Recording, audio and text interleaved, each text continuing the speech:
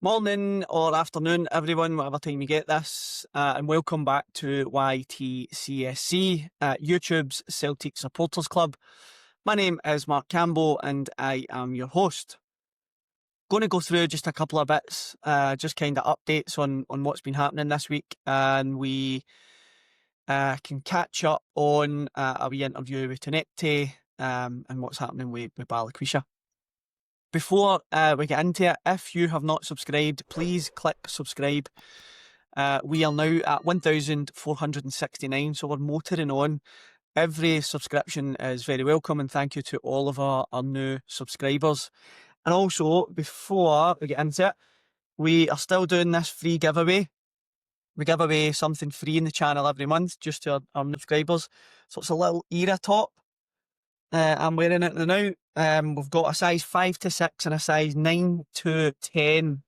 So all you need to do to get into that draw and potentially win it is just comment your full name. Has to be your full name. So Mark Campbell, full name, so that we can do that. I'll give you a wee love heart and let you know you're in the draw.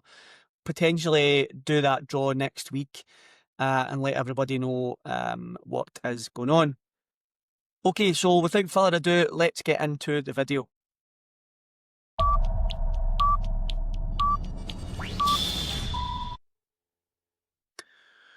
Okay, first things first then.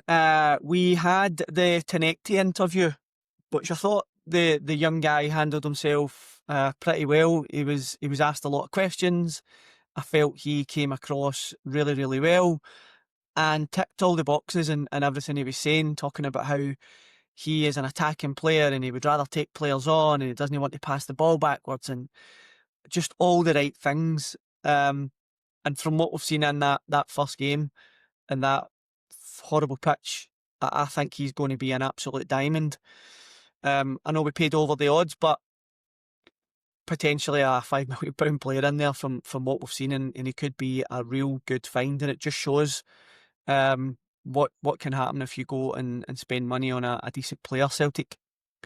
So he was asked lots of questions. One of the questions he was asked was it a factor for you, Celtic being in the Champions League? And he laughed it off and said no, absolutely not.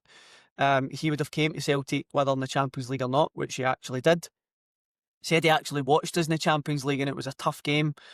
All teams in this stage are tough games, he said, which are true, but he's towing the party line there. I think we know we should have got through.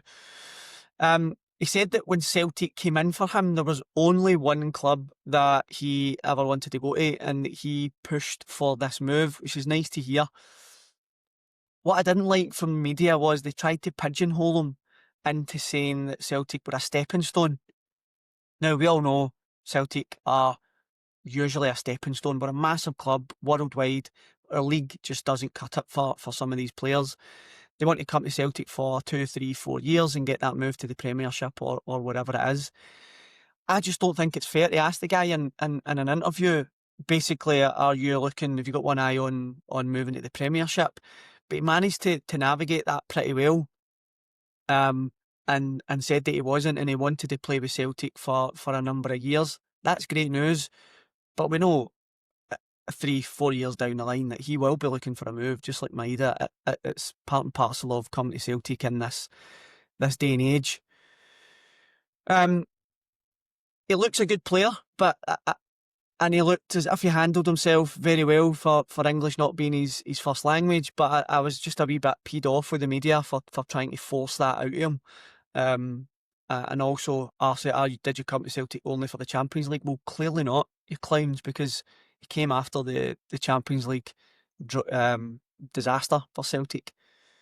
So, looks a good player, handles himself well in the media, and looks like he is going to be exciting to watch. He's going to be getting after teams and making things happen, which is great to hear and see. Next thing on the agenda is our financials are due out any day now. I think we talk about between the 16th and the 22nd the last few years. That will let us get a look at actually how much money we have in the bank.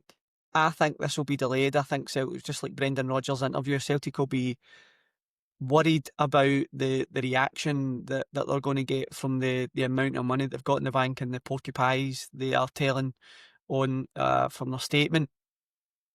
It looks like, according to Michael Gannon, who says he has a wee bit of knowledge on it, it looks like we're going to have around £100 million in the bank, which is astronomical. It's too much money to have sitting around, paying corporation tax and earning a tiny wee bit of interest. It's just madness. It's not what we want to see. We want money and we want to be secure and we want to be well run, but we don't want to see that amount of money sitting in the bank doing nothing. So I think it'll go down like a lead balloon with Celtic fans, and especially with what we're seeing with the fan movement, just having that too much money sitting in the bank and the nonsense Celtic were talking about with the financial fair play. It's just money that we could be putting to good use. We could be creating a better squad, more players like Tounekti, updating Parkhead, etc. You could go on and on and on. We need to be doing something with this money to bring us into the 21st century and bring us into a place where we are competing in Europe consistently, and that is the big thing for Celtic fans. Yes, bread and butter is Scotland and winning the league, and you don't get into the Champions League if you don't win the league. Well, you could potentially, but Celtic struggle to do that. Let's just do what we need to do. Okay, what is next for the fan movement? This is rumbling on, and we had the 12 minute 12 man protest where fans stayed out in the main. I think it was 3/4 of the fans. I think Paul John from Axum said there was about 800 and odd fans in, but 3,000 overall. So we had 75% of fans stay out and do what they needed to do, and you could hear them when they came in. It was brilliant. So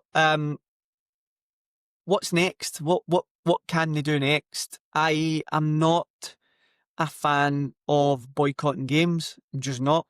I don't agree with it. I think, but it's everybody to their own. That's just my opinion. I know that you're saying trying to hurt Celtic and bold in the pocket and not taking up the Europa League tickets and stuff like that, but not for me. I think we should just get behind the team, no matter what we're doing, no matter where we are, and come up with other solutions to show the board that we are not happy and that we're going to continue to put pressure on them. For me, Lawlowell's tea is out. Peter Lawwell is a goner. He has to be. I think it's time for him to step aside. And I think it's one of the sacrifices that Celtic have to make. They have to do it. They cannot stay silent forever and they cannot ignore what's happened. Brendan Rodgers has called him out without calling him out. And the way he carried out his press conference, you can see he's talking about Dermot Desmond and Michael Nicholson and so on and so on, but Lawwell's not mentioned at all. And the fact that the person who's done it's been called cowardly and an investigation has been called for, I think if Celtic do that, Peter Lawwell has to fall on his sword and he has to walk. It won't be a quick decision from Celtic. They will not announce that quickly. I think he will be given the opportunity to retire and leave with his head held in some kind of head held high in some kind of way, right? So that he can walk out of Parkhead and have his Celtic career look back at as a success. We all know what's happening behind the scenes, but I think that's what happened. I just think do the right thing, Peter Lawwell. If it's you and you've been continually meddling behind the scenes, stopping transfers and putting stupid things into newspapers about the manager and impacting the team and impacting where we are going in Europe, then do the right thing, mate, and step aside. Give yourself a chance to walk out and leave with your head held high, and leave your legacy semi-intact. Moving on to Balikwisha. We signed this guy that we've been chasing for so long, and he's played a couple of games. He played against Rangers and did not set the header alight. And he played at the weekend there against Kilmarnock and did not set the hair alight. I don't want Celtic fans to get too jumpy on this guy because he's a good player. Some players like Tounekti come in and it just works, it just happens straight away. Other players it doesn't. Other players it takes a wee bit of time to get used to their surroundings. Brendan spoke about it, moving house, not with her family, training with the team, get to know the boys.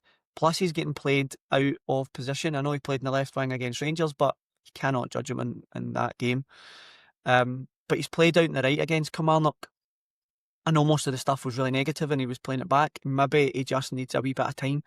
I'm hoping Celtic fans don't start to jump. I've seen a lot of comments already.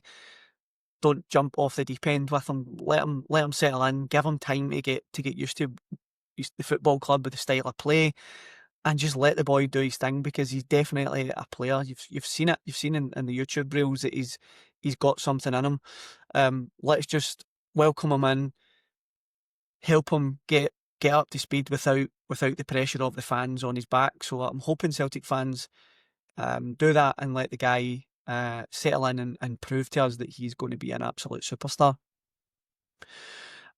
Finally then, we have got the quarter-final on Sunday against Partick Thistle, an all-Glasgow clash.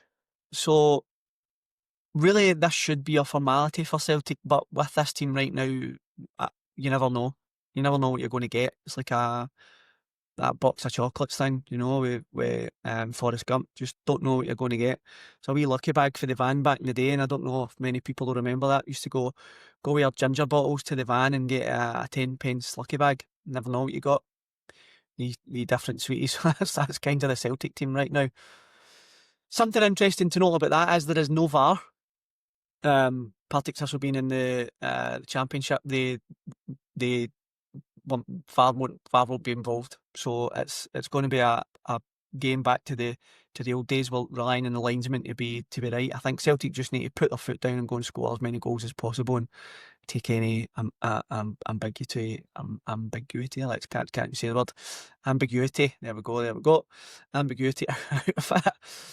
So let's go have a go. Let's go and get into the semis and let's hope Rangers get beat off of Hibs and there's another laughing point. Okay, listen, that's enough from me. Thank you very much. We'll see you on the next video. Hail, hail.